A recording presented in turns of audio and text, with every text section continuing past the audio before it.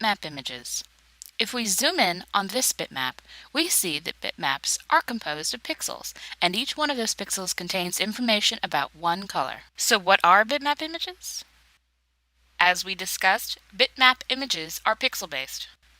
Bitmap images can be scaled down, but not up. Bitmap images are also known as raster graphics. Common bitmap files include JPEG, BMP, PNG, TIFF, and GIF files. Bitmap images are much more common than vectors. Bitmaps are typically easy to recognize as photos and sometimes illustrations. Let's take a look at a few bitmap images. As you can see, bitmaps are typically photos or complex illustrations. Now let's take a closer look at vector images. When we zoom in on a vector image, we don't find pixels. We find perfect lines and curves. Why is this the case? Vector images are based on mathematical equations that set out instructions to connect points, lines, curves, and to fill in shapes. What else should you know about vector images? As we discussed, vector images are based on mathematical equations. Vector images are also scalable to absolutely any size. Common vector file types include EPS, PDF, AI, SVG, and WMF files.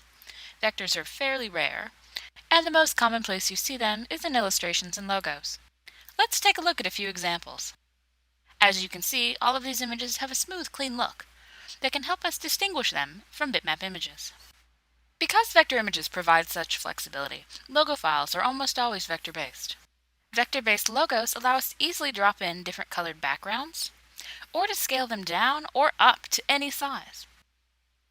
Now let's take another look at bitmap and vector file types, because this can be a little bit confusing. If you have a JPEG, BMP, PNG, TIFF, or GIF file, you have a bitmap image inside that file.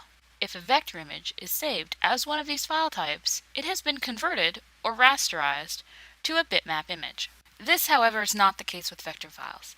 If you have an EPS, PDF, AI, SVG, or WMF file, you may still have a bitmap image stored in that file.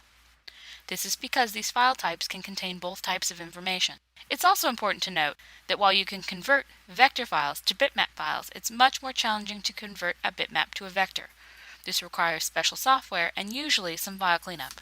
Thank you for watching the vector versus bitmap lesson. I hope this has cleared up confusion about the two image types and that you've learned something new.